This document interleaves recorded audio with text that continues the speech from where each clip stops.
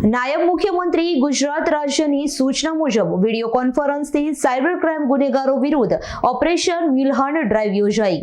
નાયબ મુખ્યમંત્રી ગુજરાત રાજ્યની સૂચના મુજબ વિડીયો કોન્ફરન્સના માધ્યમથી સુરત પોલીસ કમિશનરની અધ્યક્ષતામાં સાયબર ક્રાઇમ ગુનેગારો વિરુદ્ધ શરૂ કરવામાં આવેલા ઓપરેશન મ્યુહલ્ટની ડ્રાઈવ દરમિયાન શંકાસ્પદ એમડી વિડ્રોલ અને ચેક વિડ્રોલ ડેટાની આધારે ચેક કરતા ઘણી બધી ચોંકાવનારી વિગતો સામે આવી હતી, જેમાં કુલ 68 બેંક ખાતાની વિગત ચકાસવામાં આવી હતી। તે ડ્રાઈવ અંતર્ગત ચેક એટીએમ વિડ્રો ખાતાની કુલ સંખ્યા 3921 ચકાસેલા હતા।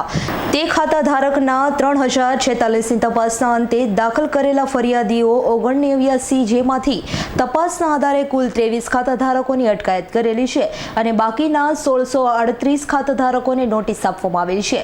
તે માહિતી આજરોજ ઓપરેશન મ્યુચ્યુઅલ હર્ટની ડ્રાઈવ દરમિયાન જાણકારી અપાઈ હતી। આ ડ્રાઈવમાં અનેકોએ અધિકારીઓ હાજર રહેવા પામ્યા હતા।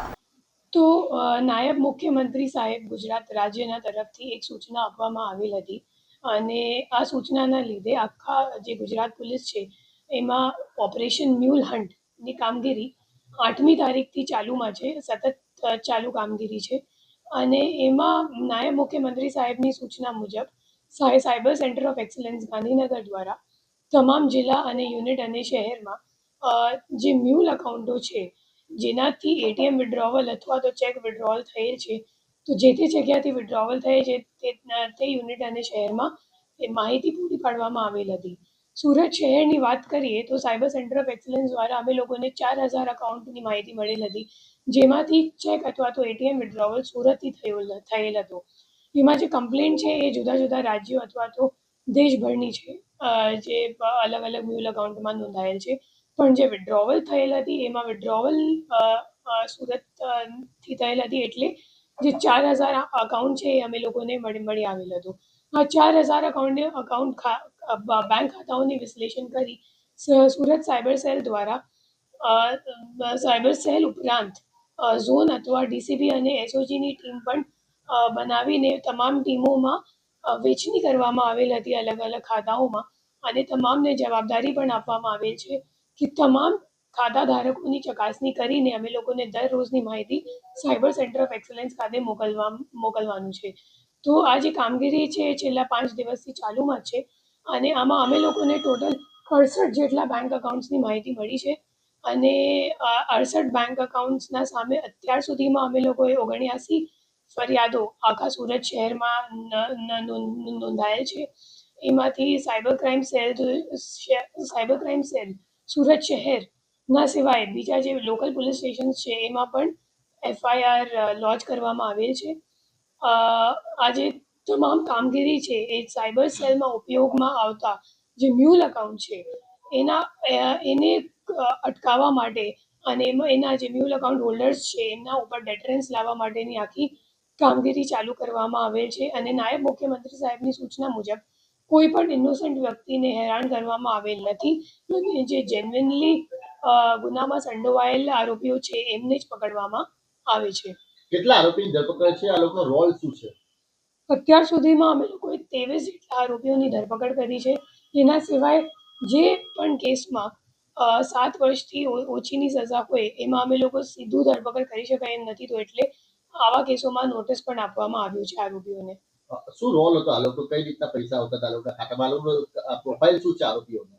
જે આરોપીઓ છે એ મોટાભાગે સુરતના છે અને અલગ અલગ વ્યાપારમાં જોડાયેલ છે, જેમ કે કોઈક મજૂરી કામ કરતા હોય, કોઈ ડાયમંડમાં કામ કરતા હોય, તો અલગ અલગ જુદા જુદા વ્યાપારમાં એ લોકો કામ કરે છે અને એના સિવાય મોટા ભાગના જે અકાઉન્ટ ધારકો છે એ લોકો કમિશન ઉપર અકાઉન્ટ લઈને પછી પોતાનો જે અકાઉન્ટ છે એ સાયબર ક્રાઇમનો જે પ્રોસીડ આવે, જે રકમ પૈસા આવે એને ઠેકાના લગાડવા માટે એ લોકો કામ કરે છે અને અકાઉન્ટ હેન્ડલર તરીકે કામ કરે છે। મેડમ, જે ફ્રોડ થતું હતું એ કઈ રીતના થતું હતું?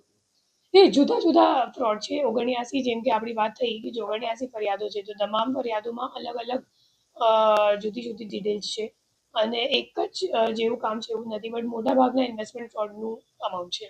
આજે આરોપી પકડાયા છે મૂળ અકાઉન્ટ ધારક વાળા છે, પણ મુખ્ય આરોપી કોણ છે જે મોટે તંત્ર ચલાવે છે અને રૂપિયા જેના ખાતામાં જાય છે?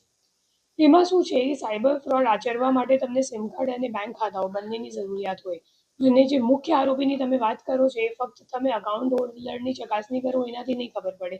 હવે જે 79 જે FIR નોંધાયેલ છે એમાં દરેક કેસમાં અમે લોકો ડીપને જઈને તપાસ કરશું તો દર કેસમાં અલગ અલગ કિંગપિન મળશે. એવું નથી કે તમને તમામ બેંક જે ખાતાઓ છે એમાં એક જ કિંગપિન મળશે. કદાચ થઈ શકશે કેમ કે આવા કેટલા બધા કેસ થયું છે કે જેમાં 10 થી 11 અકાઉન્ટમાં એક જ અકાઉન્ટ હોલ્ડર મળી આવેલ છે, કોઈ પણ લેયરમાં, એક પહેલા લેયરમાં કે બીજા લેયરમાં કે ત્રીજા લેયરમાં.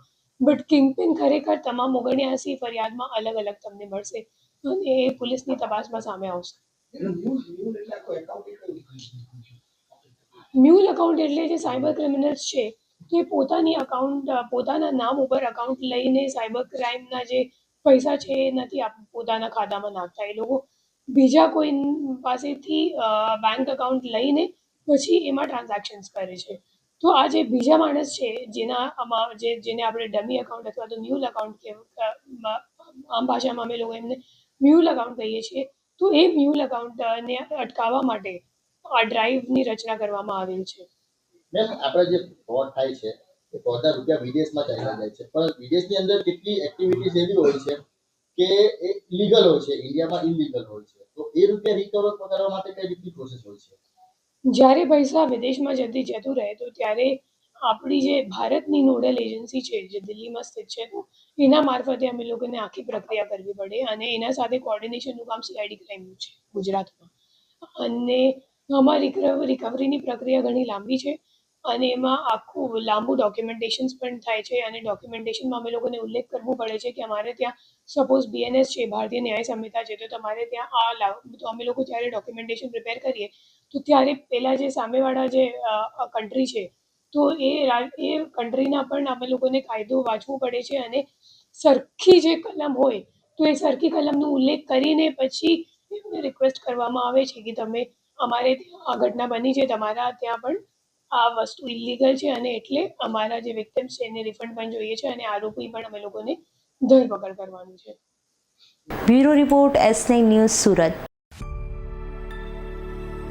અમારી તમામ માહિતીથી અપડેટ રહેવા માટે જોડાયેલા રહો S9 ન્યૂઝ સાથે.